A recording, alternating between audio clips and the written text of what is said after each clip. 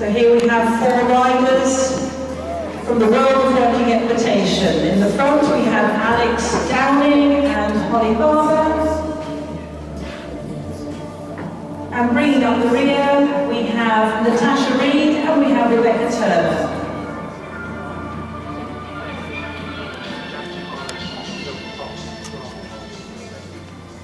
So we have 4 grey horses here. The front 2 are Lusitano crosses, and in fact one of the ones behind, the inside one is a Lusitano cross, and on the outside we have an Arabian.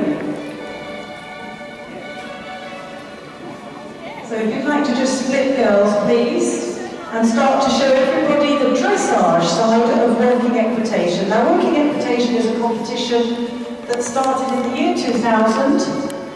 And it has 3 phases in the UK.